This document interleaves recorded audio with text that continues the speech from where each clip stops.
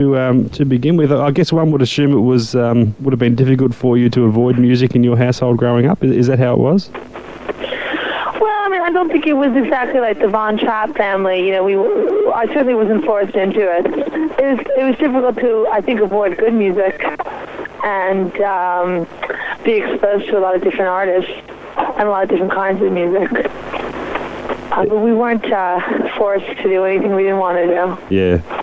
I'm sure it must have been an invaluable music education, because I'm sure you would have heard a lot more than just your standard top 40 radio growing up. Yeah, I think, you know, we had a lot of... My mother had an extensive record collection and was also... What I'm really happy about is that she was not like a folk Nazi. You know, she was also really open to newer music as well, and, you know, quite a varied palette of musical genres that were all fundamental and important. What were your career ambitions growing up? Were there any that didn't involve music? Yeah, I think that you know, for as a young teenager, I certainly wanted to react against the family trade, and I wanted to go into acting. I figured that was the other art that maybe I could have a career in, because I can't paint, and I wasn't prepared to go into school for anything other than that. So that's still, you know, that's still a possibility. But I think that once I saw my brother doing it, and he asked me to do backup for him, and I started doing backup, I just got the full-on music bug. Yeah. And tried to write a song, and it went kind of well, and the song came out nicely, and I thought, well, you know, I seem to be able to do this. It's better than waiting tables, so... So acting isn't something you've totally dismissed. It's something you might like to return to later? Yeah, I think that, you know, I never wanted to make a career out of auditioning, and I always had the dream of becoming, you know, a somewhat successful musician, and then meeting a director and then being in their film, you know, rather than being a struggling actor, you know, rather be sort of play myself in wonderful, great movies. Like Tom Waits or something, you know, something where one launches you into the other thing. Was there a certain point where you felt that the songwriter in you really began to emerge, when you really started to get serious and confident about that?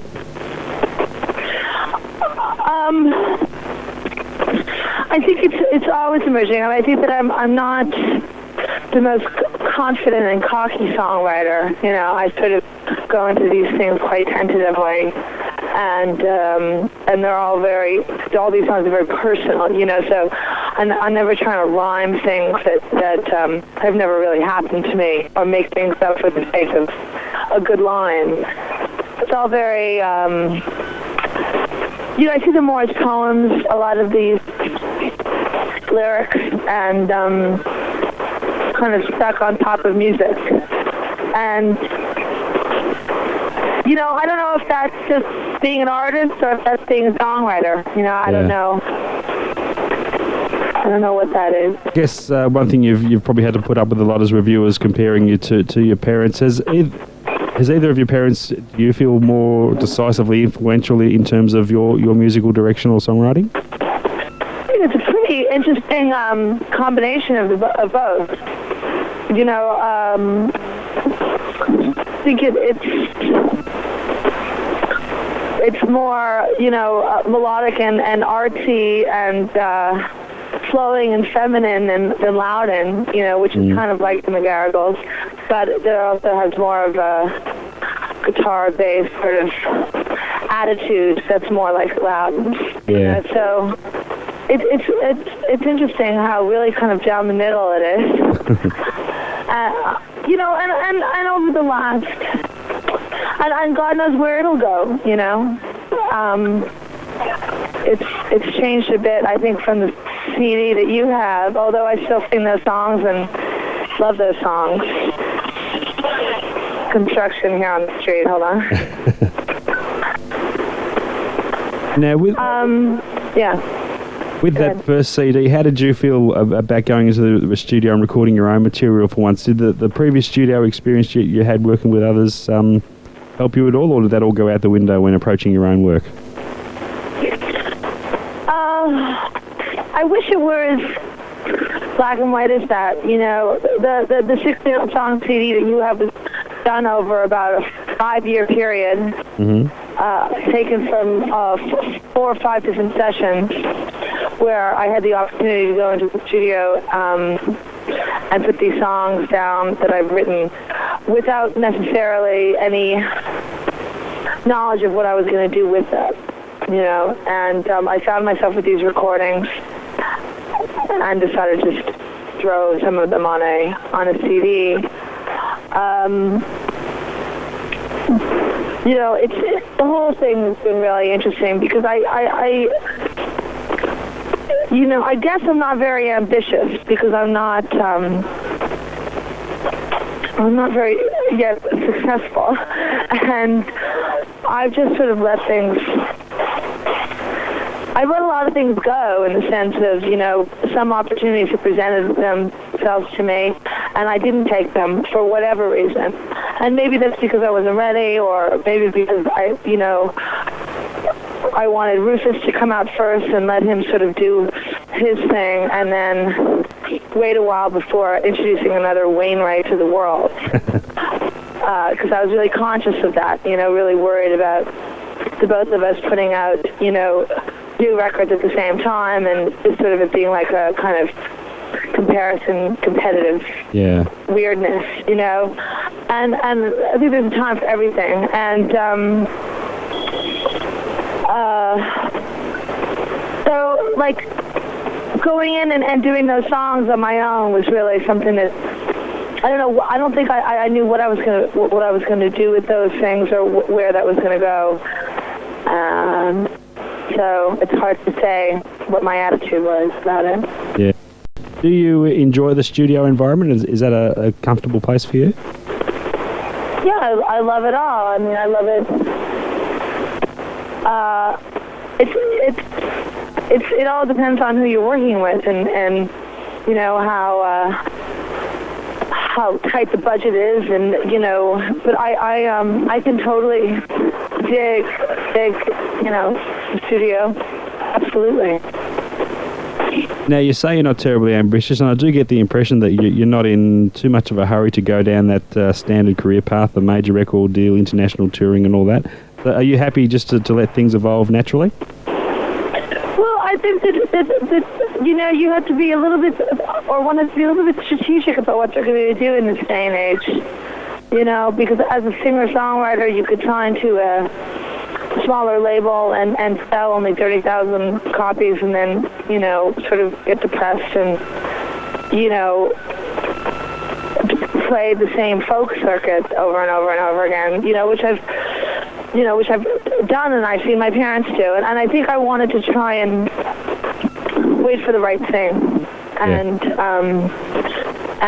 make sure that I was a priority of whoever was going to release an album.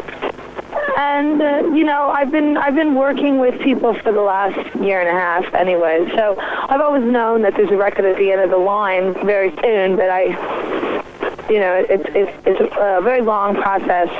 I've been working a lot with this guy called Rick Chertoff, who did Cyndi Lauper and Joan Osborne and Sophie B. Hawkins, and all artists which I sort of like. But you know, he takes a long time.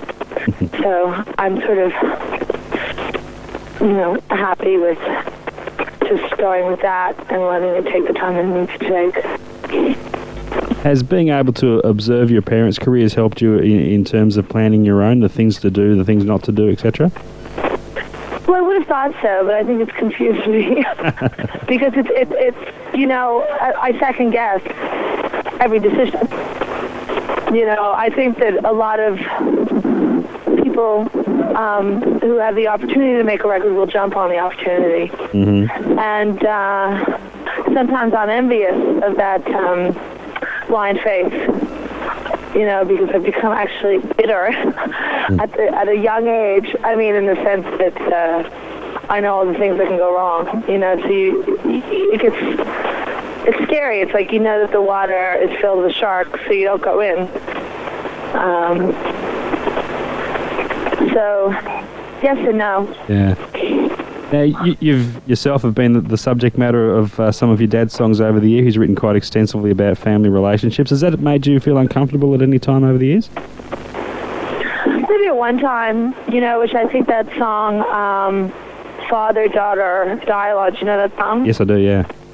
Which he wrote, oddly enough. I didn't write any of those lyrics, but I think that song was, you know, based on an argument that we had about me sort of going, you know, when you get up and you sing those songs, everyone's hearing your side, and it's a little awkward, you know, because I'm sitting in an audience, and, you know, there's no, I can't retort, you know, I'm stuck listening to your take, and it's a little strange, but I think that that's something that I've totally gotten over, and I don't really think about it anymore. I try and think less and less about my parents' career and more about my own.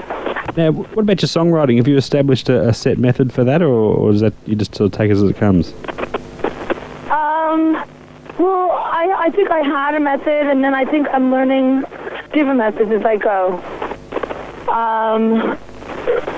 And as I, you know, learn how to play the guitar better and pick up an electric or, you know, dabble on a keyboard, I think there's so many different ways to go about it. You know, I think that for me, like I said before, it's really words on top of a melody. First, usually melody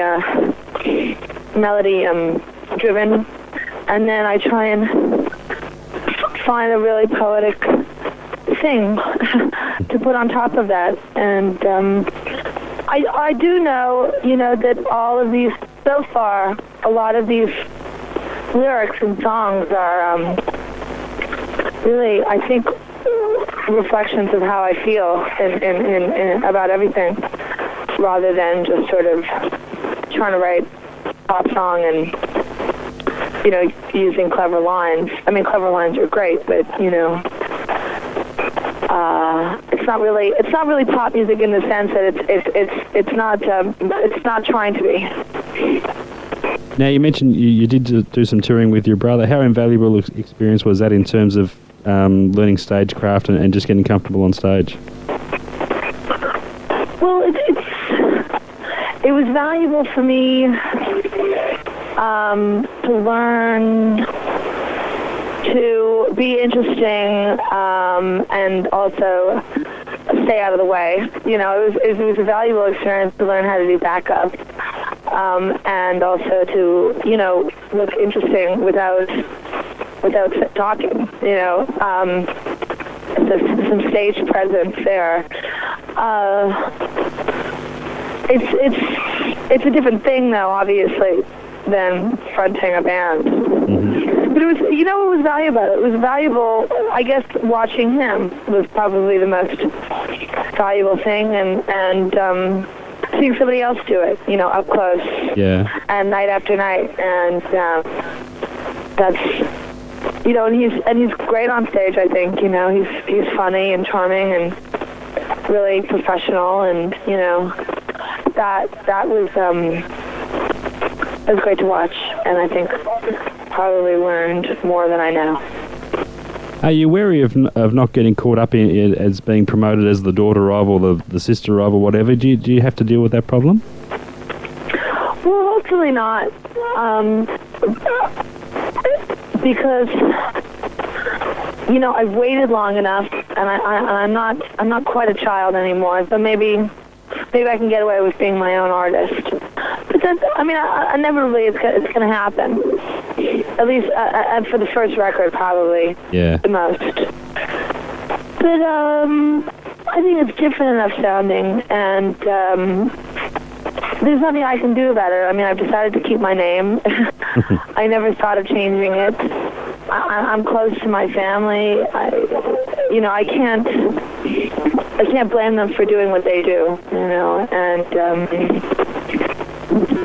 you know, I'll deal with it when it comes. I don't know how I'll deal with it. Maybe I'll decide to be really punk and rock and roll and say fuck you to journalists. I don't know. But that's not really how I feel. Yeah. Now, you have some new material in the can you mentioned to me earlier. What are we looking at there? Is that a full-length album, or...? Well, potentially. Yeah, I'm thinking of throwing it out there to the world on a one-off while I'm working on a more extensive album and seeing just what the reaction is. But it's, oh God, I hate to speak of things without them being, in front of me. So I don't know. I'll send it to you and you can talk about it. Sure. Now, the first CD was very much an independent product. Will future releases go down that path as well, or are you looking at a more wider distribution? Well, I never distributed that first CD at all. It's not in stores. No. I just sold it at shows. And maybe someone sent it to Australia. I mean, that was not intended to be sort of like a release. It was something for me to have to sell at shows and to try and get record interest. Yeah, I actually got mine through Amazon, which I think had it for a little while. Yeah. Yeah, like I sort of to keep that thing kind of toned down because I'd like to make something better, basically. Musically, the material you have down at the moment, is that along the same lines as the first CD? I think it's maybe a little less trite and a little less woe is me, Yeah. I mean, it's, some of that stuff on there, I was like 18 and feeling it, Mm-hmm. But I still love it. I mean, when I listen back to it, it's great. It's great. What can I say? Doesn't have much of an edge, but I don't know. Maybe it's my best work ever. Now, playing live, Martha, what's the extent of your live work over there? Extensive in the sense of, I live in New York and I play all the time in the city. And I've, done some shows around the country and up in Canada. But once again, because I don't have an album in stores, I've never made much of a push to do a real tour because there's no real point with that product. But the show is honed, we're good. I play with a band or solo or, my chops are pretty good now.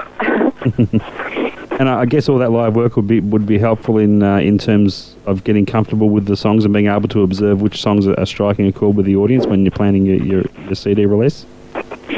Yes, absolutely. Although I'm always surprised at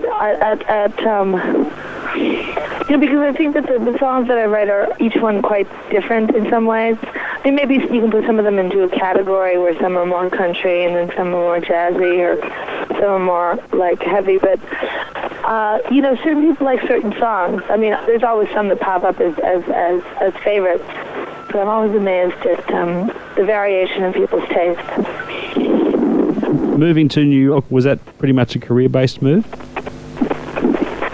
Yeah, it was a career-based move, personal-based move, and my mom was in Montreal, and I was living with her, and I think I just wanted to go to a bigger city and get away from home, and I was born here, so I didn't have to deal with like a green card issue. Uh-huh. It was very easy, and I have family here, so it was like an easy transition, and I got here and made some friends right away, and I had a manager for a while who was here, and so it was just a very uncalculated move, basically. Now, you mentioned you have a band that you do take on the road from time to time. What can you tell us about the members there and their background? What they're doing? Well, just in the background. Well, the lineup of the band. Who are they, and what is their background? The guy, on drums, a guy called Bill Dobrow on drums. Mm-hmm. Cameron Grider on guitar. Yep. A guy called Andrew Hall on bass. Mm-hmm.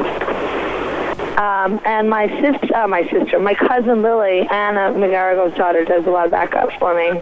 Oh, right. Yeah. And just to wind up, where do you think you'd like to see your career placed in, let's say about 5 years' time? Where would you like to be? Touring Australia.